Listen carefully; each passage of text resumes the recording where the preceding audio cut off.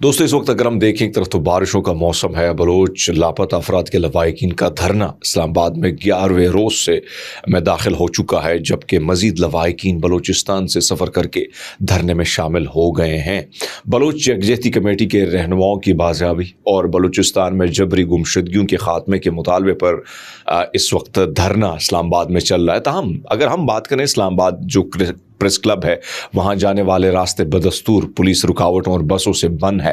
ख़राब मौसम के बावजूद इस वक्त अगर हम देखें ख़वातीन, बुज़ुर्ग और बच्चों समेत मुज़ाहिरीन पर अगर हम देखें बड़े पुरअज़म अंदाज में वो एहतजाज कर रखे हुए बड़े पुरअमन तरीके से।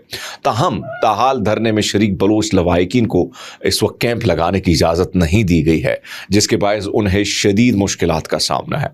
मुज़ाहिरीन ये बताते हैं कि शदीद गर्मी के बावजूद हुक्काम जो है उन्हें ना तो कैंप लगाने की इजाज़त देते हैं और ना ही साया फराहम करते हैं।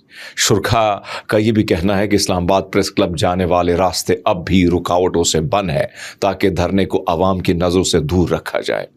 इसके बावजूद मज़ीद ख़ानदान धरने में शामिल भी हो रहे हैं जो हरासानी, गर्मी, गैर इंसानी हालात के बावजूद साबित कदम हैं।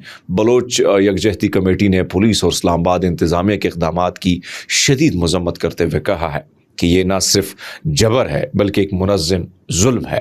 ताहम मुज़ाहिरीन पुरअज़म है और इस जदोजहद को जो है वो नहीं रखा, यानी उन्होंने उसी को दबाया नहीं जा सकता है। लेकिन बहरहाल एक बात मैं आपके सामने रखूं, मैं हमेशा ये बात करता हूँ, मैंने माजी में भी बात की थी जब मारंग बलोच आई थी तो मैंने इंतज़ामिया से गुजारिश उस वक्त भी की थी कि आपको इन बहन बेटियों को चादरें पहनानी चाहिए थी, आपके इनके सरों पर हाथ रखना चाहिए था। उस वक्त काकड़ जो भी बलूचिस्तान से उसका ताल्लुक़ था, उस वक्त जो चीफ जस्टिस था वो एक सियाह धब्बा काजी, वो भी जो था बलूचिस्तान से था। इसी तरह वज़ीर दाखिला जो थे आजकल बुकटी, ये भी बलूचिस्तान से थे। तो तकरीबन बलूचिस्तान का होड़ था यहाँ पर। मेन स्ट्रीम की अगर मैं बात करूँ, वफाक में अगर मैं बात करूँ, अहम ओहदों पर वो बैठे थे। सेनेट में जो चेयरमैन था वो भी बलूचिस्तान से उसका ताल्लुक़ था। लेकिन इन लोगों में बिल्कुल बलोची खून शामिल ही नहीं है। यानी बलोचों का खून मैं समझता हूँ कि इनके रगों में नहीं दौड़ रहा है। ना बलूचिस्तान की सरजमीन से इनका इतना कोई ऐसा पक्का रिश्ता है कि मैं कहूँ कि इन्होंने कोई बात की हो। इन्होंने उल्टा जुल्म किया और फिर एक वो इस्टेब्लिशमेंट का एक पट्टू है उसको ला के इधर उसका कैंप बना के इनके ख़िलाफ़ उन्होंने कोशिश की और वो कैंप में तमाम तरह सहूलतें दी गई थी। लेकिन जो मारंग बलोच का कैंप था वो हम जाते थे, रेगुलर देखते तो उनको खाने पीने के हवाले से उन पर पाबंदियाँ लगा दी गई थी और फिर हमारे कुछ साफ़ियों ने उन पर प्रेस क्लब के दरवाजे भी बंद कर दिए थे।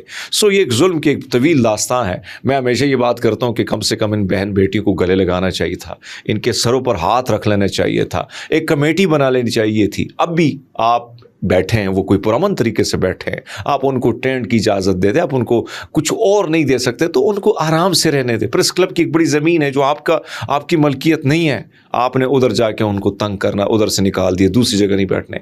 तो ये जुल्म की एक अजीब सी दास्तां है जो एक, मैं हमेशा कहता हूँ कि ये एक तारीक रात है जुल्म की और सवेरा होना बाकी है। दोस्तों दुआ कीजिएगा कि जुल्म बर्बरियत जो हो रही है, बाज़ार जो गर्म है, अल्लाह करे कि सूरज तुलू हो और हम कम से कम एक सुकून का सांस जो है वो ले सकें।